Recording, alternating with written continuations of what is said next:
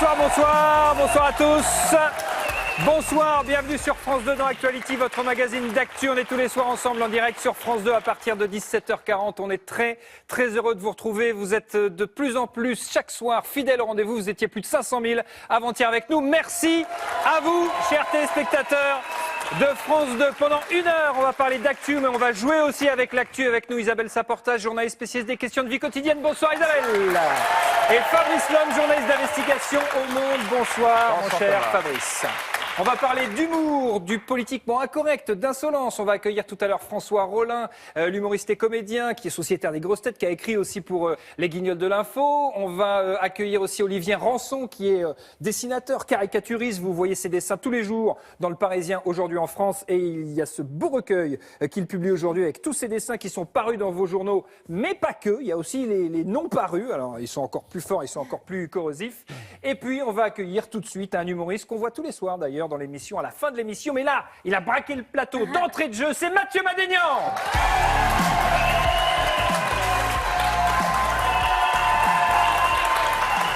Alors c'est là. Hop et hop. Là, Bonsoir, Mathieu. ça va bien. Je vous embrasse. Installez-vous, Mathieu. Mathieu Madénian. Le seul homme qui a l'accent de Marcel Pagnol, qui écrit dans Charlie Hebdo et qui a le portable de Michel Drucker. Ça fait quand même, ça fait quand même beaucoup. Trois qualités. Vous répétez à l'envi, mon cher Mathieu, pour nous, arméniens, je précise que vous êtes arménien d'origine, Ouais. Charles Aznavour, c'est Jésus-Christ, en plus petit et en Suisse, mais c'est Jésus-Christ. Donc ce soir, pour commencer l'émission, on va écouter un peu de Jésus-Christ. On y va.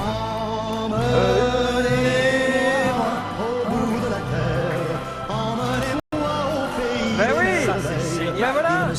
Et ça marche toujours. Bravo, bravo Charles, bravo Aznavour, bravo Jésus. 92 ans. Hein 92 ans. 92 ans. C'est incroyable.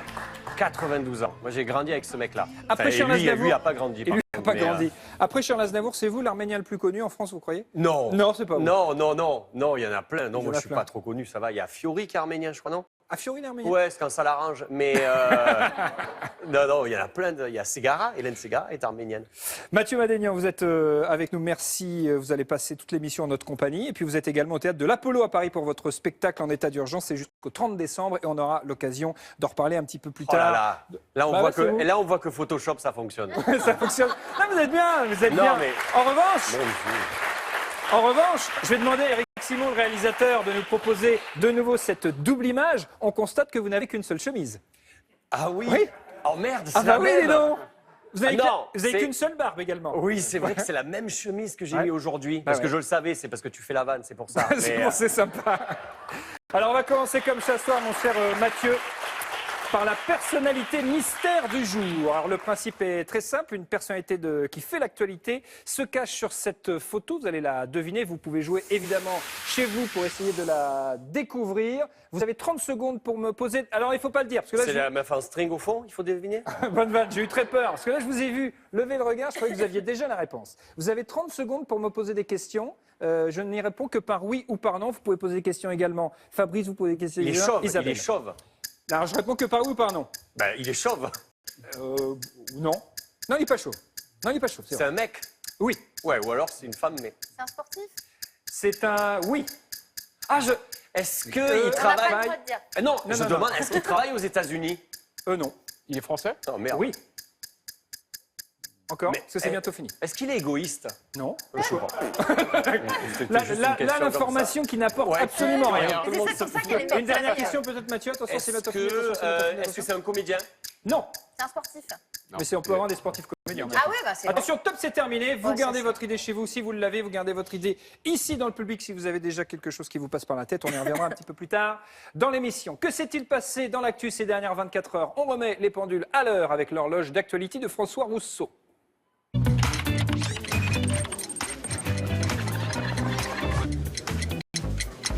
Dans l'horloge d'actualité, cette nuit à 2h aux États-Unis, à une semaine de l'élection, Donald Trump envoie ses dernières piques à Hillary Clinton. Et il y en a un à 6000 km de là qui n'en rate pas une miette, c'est Robert Trump de Mayenne, le cousin très éloigné de Donald.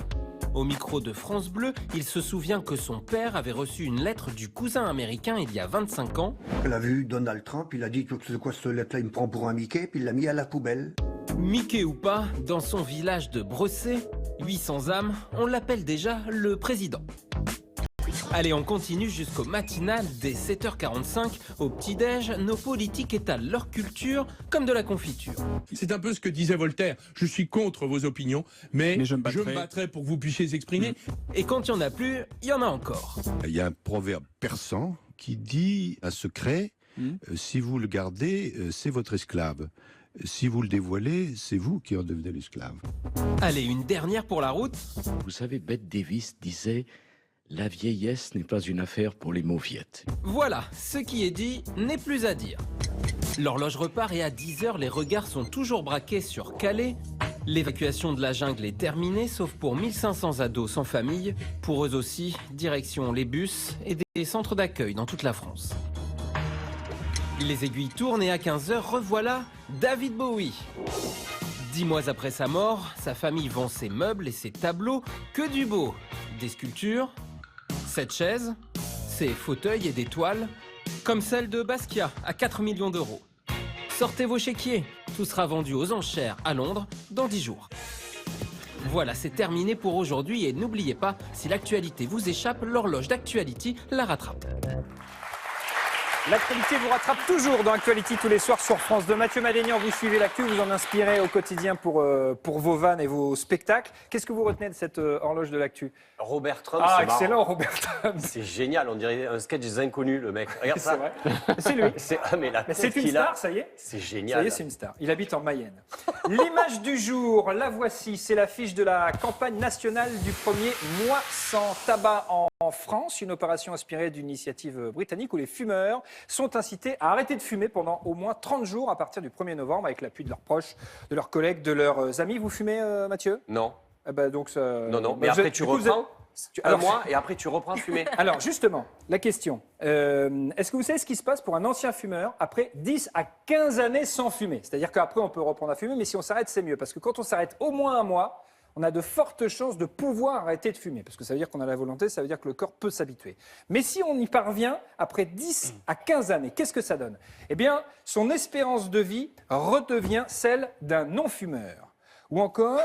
L'ancien fumeur a économisé l'équivalent d'un F2 à Paris, c'est-à-dire quand même beaucoup d'argent.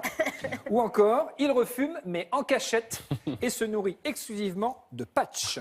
À votre avis, mon cher Mathieu? Si c'est, alors, l'espérance de vie redevient celle de non-fumeur. De toute façon, tu as déjà perdu 10 à 15 ans, donc ça sert à rien. Ouais, Le F2, ça peut être intéressant. moi, je pense que c'est le F2. Ça peut être les trois, en fait. Ouais. C'est le A. Mais non, C'est l'espérance de vie. c'est l'espérance de vie qui redevient celle d'un non-fumeur. quand Mais t'es même. dépressif. Mais t'es Donc, dépressif. c'est ça. T'es dépressif. Et gros. Et gros, Bah, ça fait, enfin, c'est vrai qu'on a tendance à prendre du poids en s'arrêtant de fumer quand même. vous parlez avec l'expérience de la chose, Isabelle, ou Bah, pas? de fait, il faut mieux se mettre au sport et essayer d'avoir un... Parce que c'est un peu compliqué d'arrêter de fumer. Parce que vous avez arrêté de fumer? Et quand j'ai arrêté de fumer, j'ai beaucoup... Mais vous êtes superbe, Isabelle C'est très Saporta. gentil. Bah ouais, vous êtes super. Ouais. Donc il n'y a pas besoin de... Il y a pas besoin. Vous pouvez découvrir ses dessins tous les jours dans le Parisien. Aujourd'hui en France, le dessinateur de presse Rançon sort un livre de ses plus beaux coups de crayon à l'humour souvent corrosif, voire insolent. On va donc parler de l'humour ce soir dans Actuality, de l'humour politiquement incorrect avec cette question. Et si on redevenait insolent, bon sang?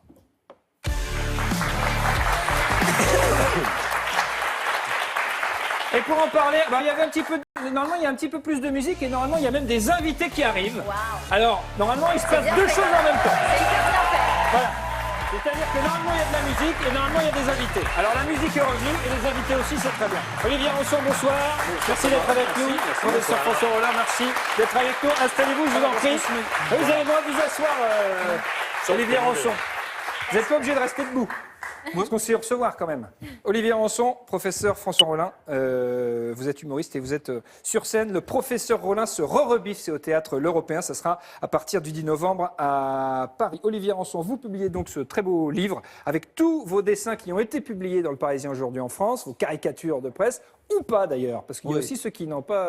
Non, il y a été des dessins publiés. qui sont parus dans le Parisien et Ouais. il y a un tas de dessins que j'avais faits Ouais. parce qu'ils paraissaient pas dans le Parisien. Ça me défoulait, ça D'accord. me permettait de faire du mauvais goût, du mauvais esprit. Il y en a qui sont passés sur les réseaux sociaux Ouais. et il y en a que j'ai fait parce que quand on m'a proposé l'album, je me dis c'est l'occasion de me lâcher sur tous les sujets qui fâchent et sur ceux que j'ai pas le droit de traiter. De vous d'ordinaire. lâcher. Alors, qu'est-ce que ça doit être? Parce que vous n'y allez pas par le dos de la cuillère habituellement. Enfin, j'ai pas l'impression qu'il y ait vraiment de censure dans vos dessins. D'ailleurs, Non, il y a vous pas êtes tellement insolent que ce matin même, sachant que vous étiez invité à l'émission Actuality, vous êtes moqué de France Télévisions et vous avez publié ce dessin. La télé publique coûte trop cher et ne fait pas assez d'audience. Zonk a embauché Morandini, ça fera le buzz, ça permettra de réduire la masse salariale.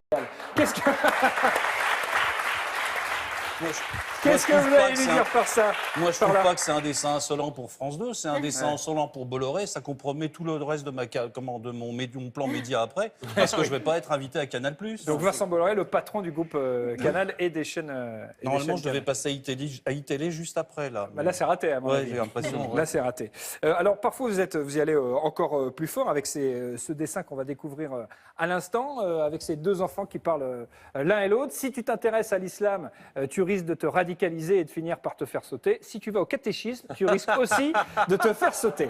Donc là, on est quand même dans un autre univers, dans une autre dimension. C'est fin, c'est de bon goût, c'est une synthèse de l'actualité du moment, c'est la préoccupation des gens.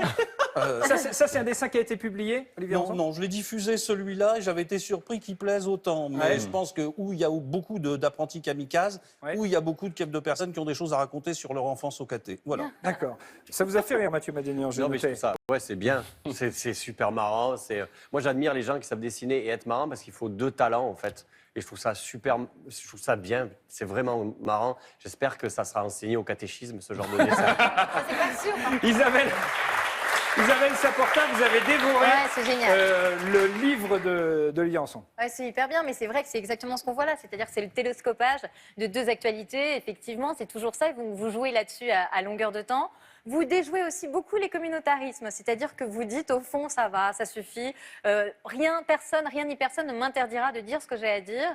Et voilà, et ça je trouve que c'est assez rafraîchissant parce que vous dénoncez le fait que maintenant finalement pour faire des blagues antisémites, il faille être juif, pour faire des blagues anti-musulmans, il faille être musulman. Et donc effectivement vous déconstruisez ça et je trouve ça assez rafraîchissant dans l'époque actuelle. On a un autre dessin justement qui est tout à fait d'à propos, mais enfin on peut rire avec le prophète, bien sûr, il adore les blagues antisémites. Voilà le message. Le principe de ce genre d'humour, c'est d'être capable de les faire devant les personnes concernées. Ouais. Donc, moi, j'avais plaisir à raconter, c'est que j'avais un bistrot où le patron respectait Ramadan. Ouais. Et tous les matins, pendant le Ramadan, je lui disais, les momos, je t'offre un petit café aujourd'hui. Ouais. Et lui, il me répondait, vas-y, le juif, paye-le plus tard, paye-le maintenant, je le boirai plus tard. Ouais. Mais si on peut se les dire en face... il y a déjà une complicité, il y a le fait que les particularismes sont reconnus et respectés, mais qu'on peut en rire. Voilà, c'est tout ce que je défends. François Rollin, vous êtes humoriste, on vous connaît depuis des années. On connaît depuis tellement longtemps. C'est vrai, en l'occurrence. Vous êtes sociétaire des grosses têtes, vous avez écrit pour les Guignols de l'info également. L'insolence, le politiquement incorrect en humour, il peut aller aussi loin que les dessins d'Olivier Ranson pour vous? Oh oui, très largement, oui. Je trouve qu'il n'y a pas de limite. Hein. C'est la question peut-on rire de tout? Je réponds oui, pourvu que ce soit drôle. Pourvu que ça vous fasse rire, mais sinon, bien sûr qu'on peut rire de tout. C'est Benoît Delépine, je le citais dans le précédent spectacle, justement avec qui j'ai créé les Guignols, et qui avait répondu ça à la question peut-on rire de tout? Il avait dit on ne peut rire que de tout. Ouais. Et c'est très bien dit. C'est vrai que si on commence à mettre une limite, alors c'est fini, alors c'est plus du rire. Vous ne censurez jamais l'un comme l'autre Si on passe sa vie à se censurer, mais aussi bien dans le travail que dans la vie privée. Donc, on est civilisé simplement. Mais ça ne s'appelle pas vraiment. Vous passez votre vie à vous censurer, c'est-à-dire qu'en écrivant vos textes, avant de monter sur scène, vous dites. Je passe ma vie je suis passé du principe de plaisir de l'âge enfantin au principe de réalité. Donc voilà, je ne fais pas ce que j'ai envie de faire. Même si j'ai envie de taper Ranson maintenant, je ne le tape pas parce que ça se fait pas. Donc voilà, mais c'est pas une question de censure en disant est-ce que ça peut déranger quelqu'un.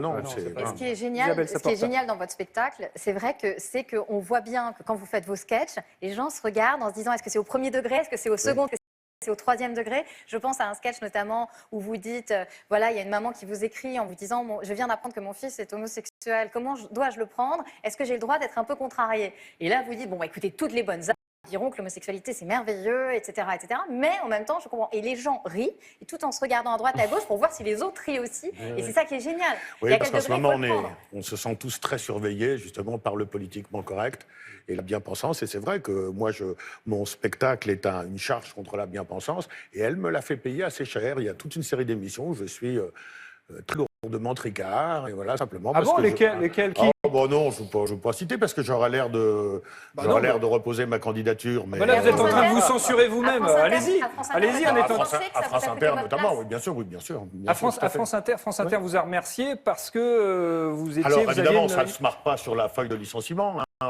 trop bien pensant, mais pas assez bien pensant. Mais oui, bien sûr, tout à fait. Un certain nombre d'indices me montrent que... Qu'est-ce qui est gêné? Qu'est-ce que ça veut dire quoi C'est que France Inter a une ligne éditoriale qui veut qu'on soit dans la compassion automatique directe, que dès que le nom de Marine Le Pen est prononcé, on ait des vomissements. Et moi, je n'aime pas Marine Le Pen, je ne voterai pas pour elle, mais je n'ai pas des vomissements, je ne feins pas de m'évanouir lorsqu'on parle d'elle. Et bien ça, c'est pas assez. Pour France Inter, ça veut dire que je suis un peu sympathisant nazi. Ah bon, à ce point-là? Ben oui, très vite, ça va comme ça. Et si vous... Voilà, la bien-pensance vous suspecte constamment de penser de travers. La bien-pensance affirme qu'elle pense droit, irréprochable, et que vous, je ne sais pas trop dire, mais bon, c'est un peu bizarre d'être un peu... Voilà. Et donc, dès qu'on se met à penser un peu en liberté, dès qu'on a même son propre style, il y a toute une série d'institutions qui ne veulent pas vous recevoir. Libération fait partie aussi des journaux très bien pensants. Maintenant, Libération me traite comme un salopard. Voilà. Mathieu Madénian, cette bien-pensance dont parle le professeur Rollin à l'instant, ça veut dire quelque chose pour vous? Est-ce que vous avez eu, vous aussi, à lutter contre ça? Non, j'ai fait ce métier pour être assez libre, et je travaille dans des médias dans lesquels je m'éclate, et je suis sur scène, je suis libre. Dans Charlie Hebdo, je suis libre. Dans cette émission, on fait exactement ce qu'on veut et on vous en remercie. Il n'y a aucun contrôle sur les textes. Des fois, ça se voit. Vous pouvez remercier France 2, le service public. Mais vraiment, c'est une chance. Mais puisqu'on parlait de citations, il y a eu quel beau gosse, sans déconner. C'est moi, pardon. On va voir un extrait dans un instant. Rassurez-vous, il n'y a pas de problème. Disait à propos de cette il disait on peut rire de tout, machin. Et lui, il disait je ris de ce que je veux avec qui je veux. Voilà. Et en fait, je crois que c'est ça, c'est que dès qu'on dit on peut rire de tout, le met annule tout avant, en fait, tout simplement. Et ce qui est génial, c'est qu'on a la chance de vivre dans un pays où on peut avoir encore ce genre de débat, et je trouve ça génial, en fait. Maintenant, moi, sur scène, j'ai eu des procès, bien sûr, mais je crois que ça fait partie du taf, et c'est pas mal. Mais ça, vous voyez, moi, je trouve ça très intéressant, parce qu'il y a aujourd'hui quand même une judiciarisation de la société. On a eu la loi Guesso en 90, maintenant il y a les lois contre le sexisme, la loi contre l'homophobie. Là, la dernière loi qui vient d'arriver... La loi Guesso, vous pouvez préciser, c'est la loi qui lutte, mais c'est bien, contre l'antisémitisme et la xénophobie. Vous avez une loi contre le sexisme, vous avez une loi contre l'homophobie, vous avez aujourd'hui une loi contre la pauvrophobie, entre guillemets. Donc moi, j'aimerais savoir comment vous passez entre les fourches codines de cette judiciarisation de la société. On a de très bons avocats, mais François Rollin. Moi, je n'ai pas encore été tellement menacé. C'est-à-dire que j'essaye de faire mon travail suffisamment bien pour que celui qui m'attaque sur ce terrain se ridiculise. Et donc, hésite à le faire parce qu'il va vraiment passer pour un père fouettard ringard. Voilà. Olivier Rançon, parce que vous, c'est au quotidien dans un journal très populaire, très lu. Je fais plusieurs dessins, et c'est le rédacteur en chef qui choisit le dessin, qui prend les risques que ça représente, ou qui ne les prend pas dans ces cas-là. Mais quant aux lois Guesso et les autres, il est nécessaire d'avoir un cadre, parce qu'on ne peut pas laisser libérer une parole raciste. Là, on ne parle que de donner le droit de rire, et ça, on peut le faire. Le tout, c'est de ne pas être dans la diffamation ou dans l'insulte raciste ou homophobe. Les vannes sur les homos, moi, j'en fais plein devant des homos. J'en fais, surtout à la télévision où il y en a plein. Je veux dire, Vous êtes en train d'ajouter Thomas Touroux, c'est ça? Absolument. Alors, on a ce dessin où là, il est question de dénoncer le sexisme. Le petit chaperon rouge serait trop sexiste. Tu peux m'aider à porter mon panier chez Mère Grand? Il est trop lourd. T'as voulu l'égalité? Alors démerde-toi, connasse. Voilà, c'est Olivier Rançon. Et puis il y a encore... Alors, vous abordez tous les thèmes et vous n'épargnez personne. Même Gérard Depardieu a droit à un dessin, une caricature d'Olivier Rançon. Je soutiens l'intervention militaire de Poutine en Syrie. J'irai planter des vignes à Palmyre après la 3e guerre mondiale. celui-là, il est plein d'indulgence. Parce que le gros ivrogne qui se pique de politique internationale, c'est mon rêve. Si j'arrivais à faire la même chose que lui, je serais à la place de Depardieu. Hein. C'est votre idole. Alors, l'un des premiers à avoir eu cette parole libre, l'un des premiers humoristes, c'est bien sûr Coluche. Et on va jouer, pour voir si vous connaissez bien votre petit Coluche illustré, au Il a pas dit ça quand même, de Coluche. Allons-y.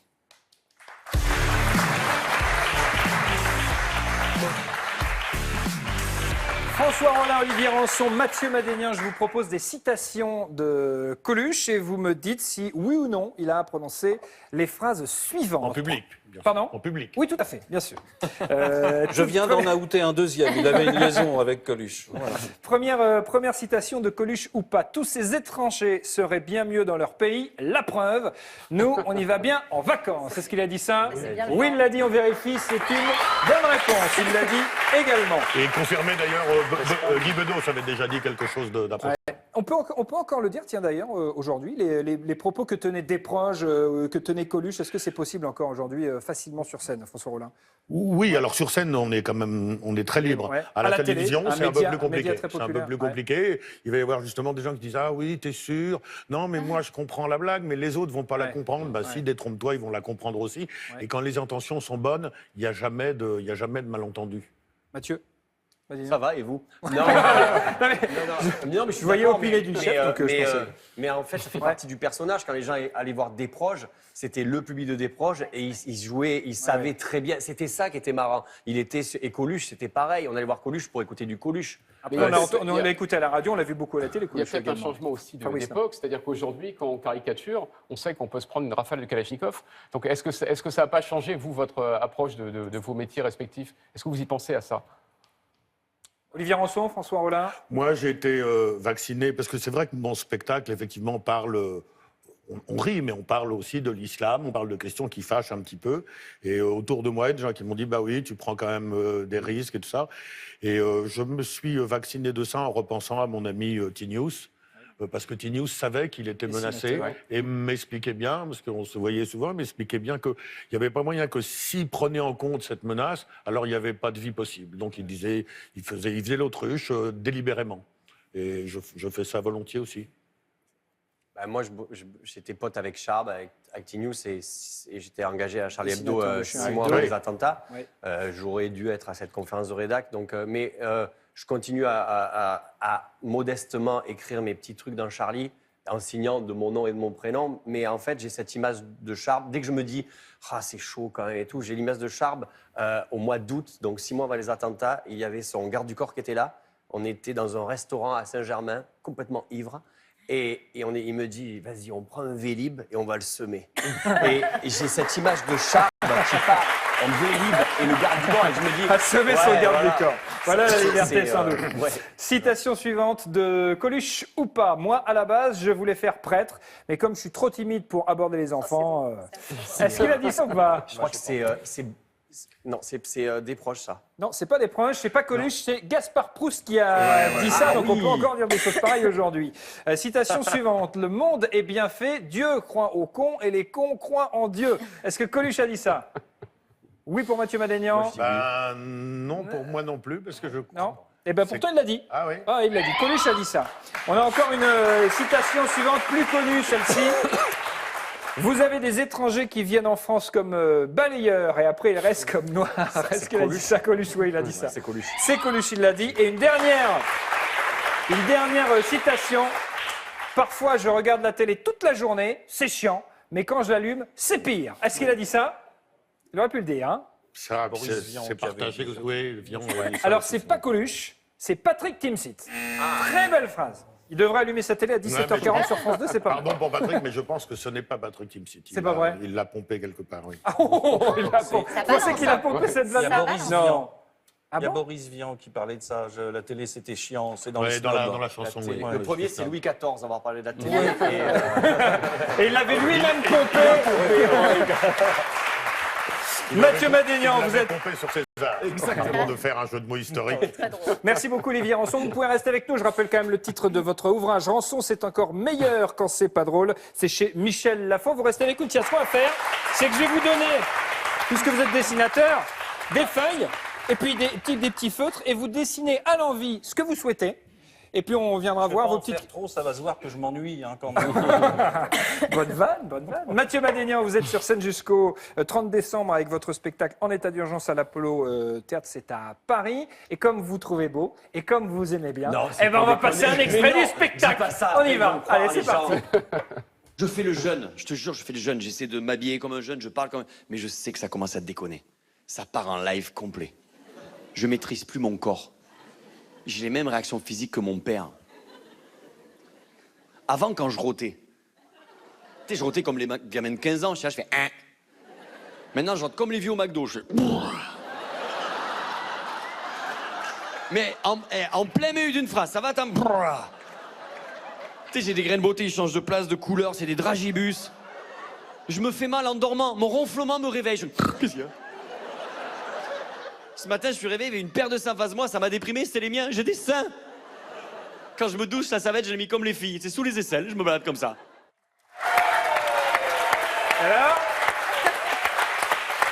Alors on s'aime toujours autant? C'est bizarre de se voir comme ça, mais je me trouve bel homme quand même. Plutôt pas mal. Plutôt pas mal. Toujours la même chemise, hein. Par contre, Mais ça c'est une constante. Mais non, mais j'explique. Et sur l'affiche, et en plateau, je transpire. et sur scène. Donc en fait, c'est une combine. Je mets un t-shirt et je peux transpirer, ça se voit pas. Bon. Vous, sans tricher, sans honte, vous vous livrez sur des sujets assez intimes. Alors, on vient le voir quand même, hein, vos seins, le fait d'éructer. Est-ce qu'il y a quand même un sujet que vous avez honte d'aborder? Ah non, aucun. C'est vrai, non, aucun. je monte sur scène, c'est pour faire une psychothérapie en fait. C'est une espèce de truc comme ça me permet de... Non, faut être honnête. Et quand j'aborde des sujets comme ça, je suis honnête. Enfin, je pense que non, je m'interdis rien. J'ai pas honte. Une psychothérapie à ce point-là? Non, mais j'en parle. Ça sert quand... C'est pas une psychothérapie parce que je préfère que les gens payent pour m'écouter. Ouais, c'est un moyen de se faire du bien en fait. C'est un peu égoïste comme... Enfin, moi, ma démarche, elle est... Je n'exclus pas les gens, mais ça me permet de me faire du bien. Ouais. C'est quoi le moment où vous avez eu le plus honte de votre vie? Est-ce qu'il y a eu un moment terrible, insupportable, tellement à ce point-là? Tellement, sur scène, plein. Quand tu parles au public, une fois, il y avait une personne au premier rang, je dis, vous êtes enceinte? Elle me fait non, et en plus, c'était un mec. Donc, c'est assez... ça, c'était dur. Alors, la question, c'est comment on rattrape ce coup derrière? Ou alors, tu as des gens, une fois, j'ai un mec qui a hurlé en plein milieu, et en fait, il faisait un cauchemar. Et tu sais, il s'est réveillé comme ça, et il me dit, non, excuse, je faisais un cauchemar. Et là, tu te retrouves, t'arrives des trucs, des fois, sur scène, mais c'est jamais... non, mais là, t'es embarrassé, t'as pas honte. Oui, mais des vraies hontes dans la vie? Non, vraies hontes, non. L'embarras, professeur Rollin, vous l'avez Elles sont par connu. définition inavouables, Thomas, les vraies hontes. Le moment vraiment où on a quelque chose de cracra à se reprocher, j'espère que vous n'en avez pas, mais si vous en avez, je vous conseille pas de le... De le dire. Alors, on a un dessin qui nous a été fait par Rançon. Tiens, on va essayer je vais demander à Eric Simon, le réalisateur, de montrer ce dessin. Si on peut également le montrer dans le grand écran pour que les gens ici dans le public d'Actuality puissent en profiter. Je suis beau, je suis intelligent, je suis le BHL de la chemise en jean. Il s'agit de Mathieu Madénian et c'est un dessin qui a été fait à l'instant par Olivier Rançon. Ça vaut de l'or. Faut même demander une signature. Une dernière question sur la honte, mon cher Mathieu. Est-ce que vous avez honte parfois de votre compère dans l'émission Actuality, à savoir Thomas VDB, qui est chaque soir dans les messages que vous adressez je suis tellement fier au monde entier. Tellement fier de bosser avec lui que non, c'est un plaisir. Quand on fait nos vidéos, je fais oh là, ça c'est chaud. Donc je lui dis écoute, on va. Non, vas-y, ok, bon. Non, jamais j'ai honte. Parce qu'il a une drôle de tête, je trouve. Quand même, mais c'est sa tête, c'est la vraie tête. Mais oui. Thomas VDB, Mathieu Madénian, ce sera à la fin de l'émission. C'est 6 millions de vues quand même sur YouTube, les messages de Mathieu Madénian. Et Thomas VDB, ce sera tout à l'heure. Et je tiens personnellement à remercier nos auteurs. Il y a Stéphane Ribeiro, Johan Zawi, Jean Moundir de Twitter qui nous aident à trouver. Ils sont très bons, parce que vous êtes très drôles. Ils sont vraiment bien et c'est un sport d'équipe. Et puis l'équipe qui vient à la maison de tourner. Toute l'équipe de la chaîne, on se régale et vraiment c'est cool. En plus, vous avez eu un beau dessin. Ouais, ils sont pas payés en plus. Et ça, c'est plutôt cool. Non, j'ai un long nez là. On cherche toujours à découvrir ensemble qui est la personnalité du jour qui se cache sur cette photo et que l'on devine. François Rollin, Olivier Rançon, vous pouvez jouer avec nous. Vous jouez chez vous, évidemment. Pardon, Olivier? Moi, j'ai tout de suite reconnu, c'est Mokhtar, le garde du corps d'Hanouna. Non, c'est pas Mokhtar, le garde du corps d'Hanouna, mais il est très costaud. Effectivement, je vais vous donner 3 indices. Le premier indice, cette personnalité du jour, chausse un bon 49 ou un petit 50. Mais c'est quand même... C'est quand même solide. Deuxième indice. En même temps, la personnalité du jour ne met pas souvent de chaussures. Donc, on sait combien il chausse, mais il ne met pas souvent de chaussures. La personnalité du jour est du genre un peu bling-bling. Il aime bien ce qui brille. Il aime bien ce qui brille. Voilà. Si vous avez une petite idée, vous la gardez pour vous. Chez vous, ici, dans le public. Voilà. Vous savez, quelqu'un? Non? Si, monsieur là, avec, vous dites rien, je viendrai vous voir dans un petit instant. Et monsieur l'homme, il a trouvé aussi. Vous avez trouvé également, Fabrice? Bon. Cet article du Monde, daté de jeudi, que vous trouverez en kiosque à Paris cet après-midi, et puis demain partout ailleurs en France, avec cet article, inquiétude après la création d'un fichier regroupant 60 millions de Français. Toutes nos données personnelles sont compilées dans un fichier unique par le ministère de l'Intérieur. Dans quel but l'État fait-il cela? Comment protéger notre vie privée? C'est la deuxième question d'Actuality ce soir.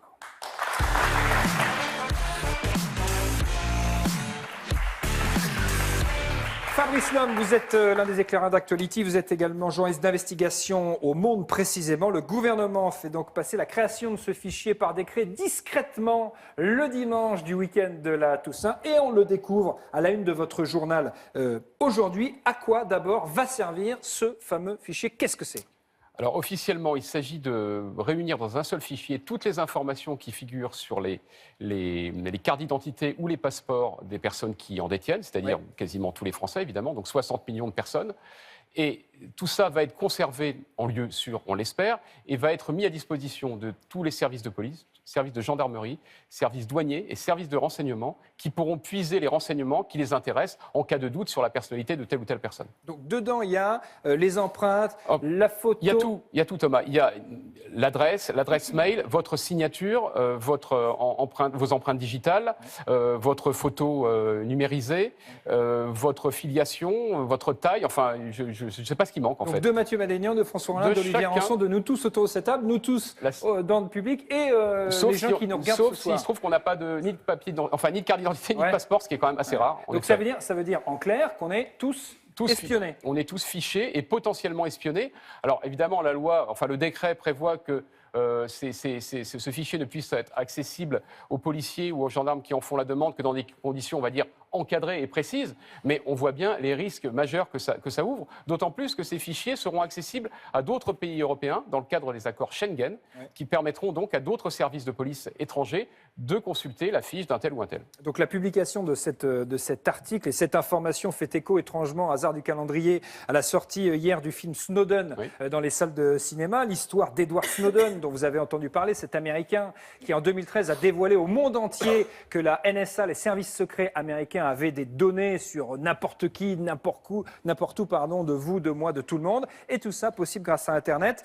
Qu'est-ce qu'il avait dévoilé pour rappel rapidement, Fabrice? Mais en fait, Snowden a dévoilé les programmes de surveillance électronique des services secrets américains et on a découvert à cette occasion qu'en fait, à peu près toutes les communications téléphoniques et tout le trafic Internet, plus les mails des citoyens américains, mais pas seulement, puisque ça concernait aussi des citoyens d'autres pays, étaient potentiellement interceptés. C'est-à-dire qu'il y avait en fait des algorithmes qui permettait de détecter des mots-clés qui faisaient que vous attiriez l'attention des services américains si, par exemple, dans un mail, vous employiez le terme de terroriste ou le terme de Ben Laden ou État islamique, vous étiez immédiatement suspecté en quelque sorte. Donc un programme hallucinant de surveillance mondialisée. François Rollin, l'histoire de Snowden, d'Edward Snowden, et puis cet article du Monde qui nous apprend qu'on va être tous fichés. Je suis embarrassé avec ça parce que je sens que je vais me faire huer, dire un truc un peu réac, mais j'ai quand même, ça doit être de mon éducation, dans l'idée que les honnêtes gens n'ont pas grand-chose à craindre de l'application de ces nouvelles technologies. Ces choses-là n'étaient pas possibles avant, maintenant elles vont de soi. Maintenant, un fichier, ça prend la taille d'une boîte d'allumettes. Oui, et on que va faire l'État sache tout de votre vie, ça ne vous émeut pas? Ben non, qu'est-ce que je risque? Dites-moi exactement en quoi ça pourrait me contrarier. Non, juste simplement à part le principe, mais j'ai l'impression que c'est un combat d'arrière-garde de se battre sur le principe. Ouais. Mais sinon, moi, dans la pratique, je vois pas bien ce que j'aurai à craindre. Mathieu Madénian. Alors moi, j'ai beaucoup à craindre, donc... donc là, c'est pas une bonne nouvelle. C'est pas une bonne nouvelle. Ça reste des données assez à part l'empreinte, mais ils peuvent, même en France, choper les mails, tout ce qui est réseaux sociaux.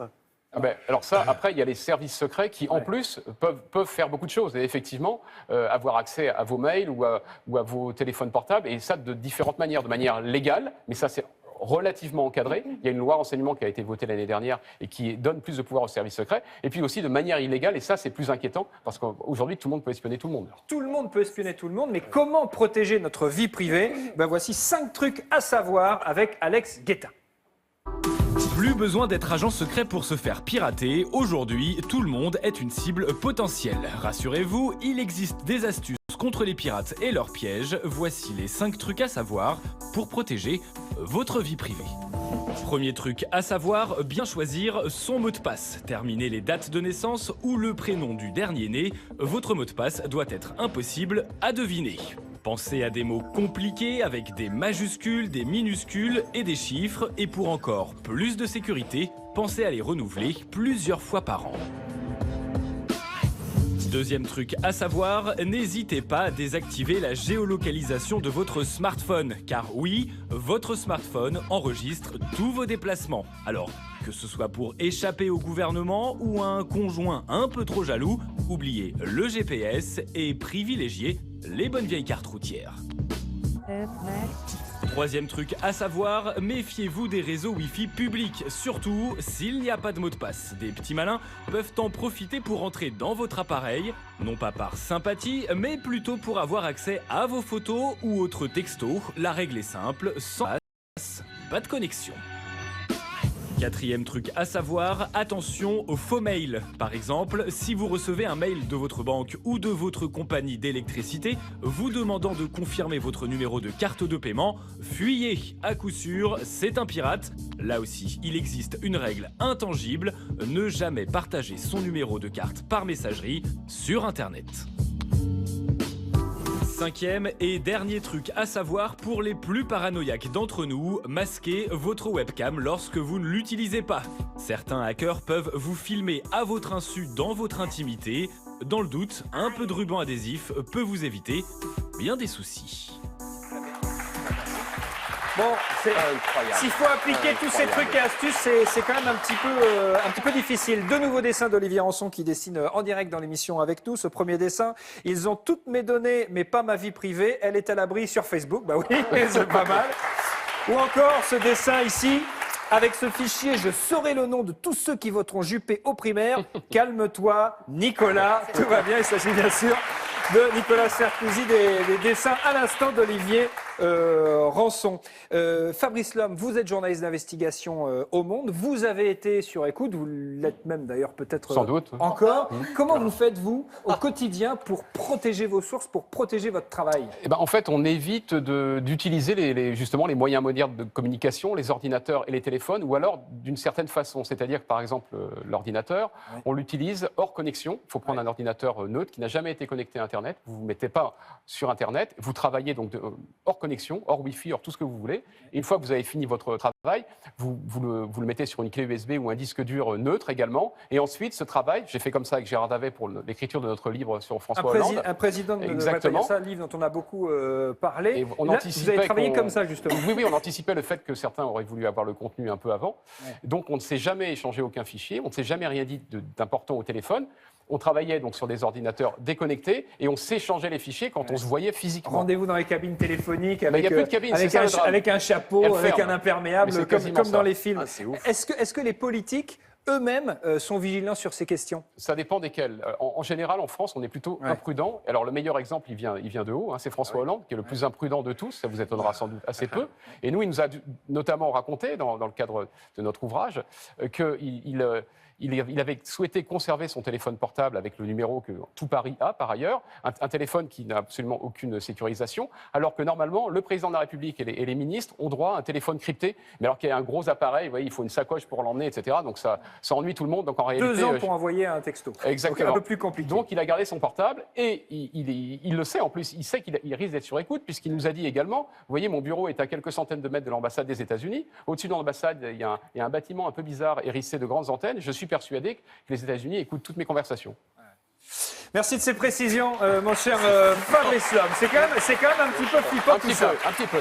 Parce que tu vois, c'est l'histoire de la caméra, là. Ah ouais. C'est la caméra. Il faut cacher sa webcam. Ah oui, oui. Mais moi, je le fais le jamais. truc, c'est que j'écoute la radio quand je me douche, mais je me mets sur YouTube. Ça fait qu'en fait, je pense que mon corps est sur la toile. Mais c'est le cas. Mais en même temps, il est très beau, votre corps. Vous êtes, bon. Dans vos spectacles et sur les plateaux télé, on le disait au tout début de l'émission, mon cher Mathieu, vous dites que pour vous, Arménien sur Aznavour, c'est Jésus-Christ. Donc on va jouer à notre blind test quotidien, notre Tendez bien l'oreille quotidien avec Charles Aznavour. Tendez bien l'oreille dans Actuality. Attention, on y va.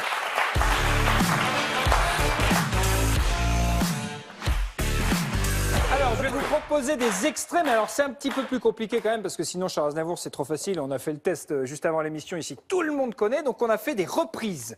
Des reprises des titres de Charles Aznavour. Il faut trouver quels sont les artistes qui ont fait ces reprises. Vous pouvez jouer vous pouvez jouer également Olivier Anson et François Rollin. Attention, premier extrait. La maman. Oui, alors ça c'est le titre. Mais qui chante? Frank Sinatra. Non. Non. Régine. Écoutez bien. Alors dans Régine, il y a le début du Ré. Please promise me that you will stay. Ah, Ray Charles. Ray Charles, c'est une bonne réponse. Bravo Isabelle Saporta qui l'avait. Ray Charles. Regardez comme c'est beau. Magnifique, superbe. Deuxième extrait, attention, c'est un de nos contemporains. La bohème. Ah, c'est Pas du tout. Ah, c'est pas. Comment il s'appelle? Alors, bah oui, bien sûr. Kenji Girac, bonne réponse. Kenji Girac qui reprend la voix. 2014. Attention, dernier extrait. Pavarotti. Non. Pas facile, hein. Ah, je vais vous donner un petit extrait, un petit indice. Je vous donne un petit indice visuel. Petit indice visuel pour vous aider. Elvis Presley, bravo. Elvis Presley a chanté Charles Aznavour. Yesterday when I was young. C'est pas beau ça? Quand Elvis Presley reprend une de vos chansons, c'est quand même la classe. Bravo Elvis, bravo Charles Aznavour, bravo Mathieu Madénian, bravo François Hollande, bravo Olivier. Ross sur toute l'actualité du web et des réseaux sociaux avec Marion Séclin, allons-y.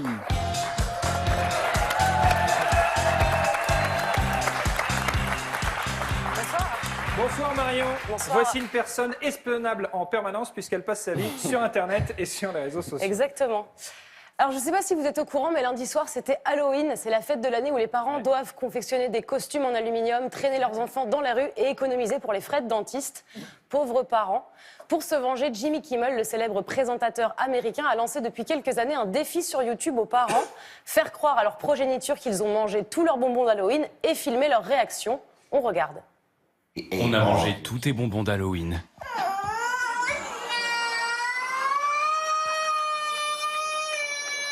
On a mangé tous vos bonbons d'Halloween. Je suis désolée. C'est pas grave. Tu m'aimes quand même? Bah, bien sûr, maman. C'est incroyablement cruel, c'est d'une cruauté absolue. François Rollin. Et totalement inutile. Totalement inutile. Mais ça fait des millions de vues, Ça tout le fait monde des adore, millions de vues, visiblement. exactement. Enfin, Ça je sais fait pas si plusieurs années que ça dure. parce que ça fait des millions de vues, ça veut dire que c'est bien. Mais en tout cas, Non, c'est d'une mais cruauté. ça fait rire certaines personnes. Ouais. C'est un marché pour les psychanalystes de demain, regrette. je pense. Je regrette de ne pas avoir pourri la vie de mes enfants en faisant un truc pareil.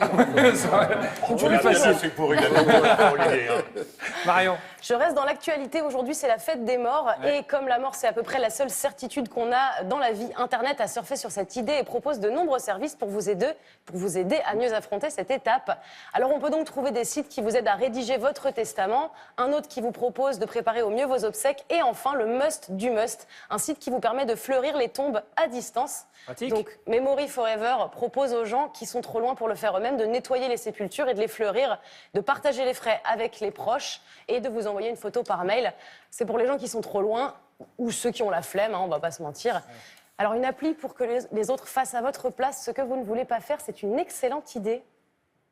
Aujourd'hui, les gens manquent de temps. J'ai donc créé une application pour faire à votre place les choses que vous n'avez pas envie de faire. Excusez-moi, vous êtes Stéphane. Oui. Alors j'ai un message pour vous. Voilà, c'est de la part de Michel. Vous pouvez signer là, s'il vous plaît? Oui. Merci. Bonne journée. Merci. Mais j'ai aussi des demandes de gens qui n'osent pas faire certains gestes. Excusez-moi, vous êtes Stéphanie? Oui. Alors j'ai un message pour vous. Je t'aime depuis le premier regard. Voilà, c'est de la part de Michel. C'est moi, c'est moi.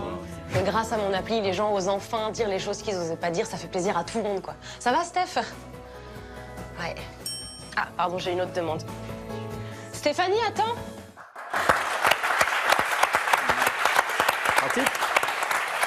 Et alors, Mathieu, on vous voit beaucoup dans cette émission. Aujourd'hui, vous êtes invité. Tout à l'heure, vous avez votre petite pastille. Moi aussi, j'ai envie qu'on me voit beaucoup dans cette émission. Donc voilà un gif de moi.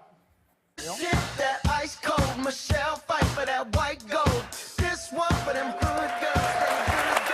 un gif, c'est une image qui passe en boucle comme ça et qui peut durer très longtemps. D'habitude, je mets des chats, mais là, je me suis dit... T'as raison. Un peu égocentrique. Bah ouais, J'aime pourquoi bien. pas. Merci Voilà. beaucoup Marion, bravo. À demain, vous regardez l'actualité, c'est l'heure du jeu de l'actu.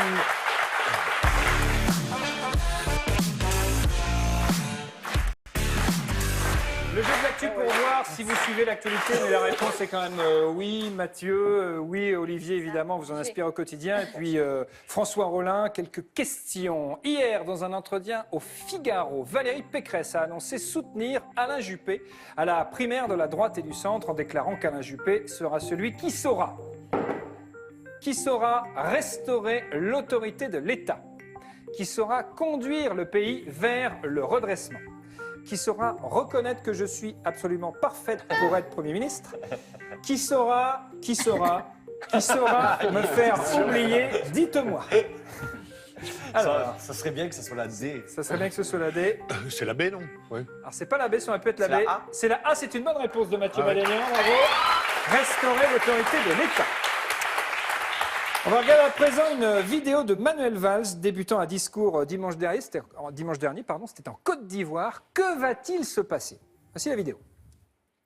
L'Afrique, c'est le continent. Alors, qu'est-ce qui se passe après? Est-ce qu'il va avoir, Manuel Valls, un léger malaise? Est-ce qu'il va recadrer l'un de ses ministres? Est-ce qu'il va se faire recadrer par un de ses ministres puis avoir un léger malaise? Ou est-ce qu'il va découvrir les derniers sondages concernant François Hollande et avoir un léger sourire? Là, il va recadrer, non, il y a un des ministres au téléphone, c'est ça? Un truc comme ça? Il va recadrer effectivement Jean-Marie Le Guen. Regardez De l'avenir. Monsieur Le Guen, laissez tomber votre téléphone. Vous êtes avec moi, donc vous n'avez aucune raison de le prendre. Je ne vous appelle pas. Il n'y a pas de problème au Parlement, nous sommes dimanche. Waouh! Mais Jean-Marie Le Guen a fait un léger malaise. Après ça. On va dire, ah là, c'est dur, hein? Là, on dirait ta mère qui t'engueule. Ah là, c'est terrible. C'est ta mère qui Là, te c'est défonce. terrible. Troisième question. La compagnie aérienne Air France lance un concours ouvert à tous et destiné à améliorer ses services auprès de ses clients. Que remportera le gagnant de ce concours? Il remportera un billet d'avion. Il remportera un vol entier dans le cockpit avec le pilote. Il remportera un sourire d'une hôtesse. Ou il remportera un vol avec Joe Star, déguisé en hôtesse de l'air. C'est drôle. Ce serait bien si c'était ça.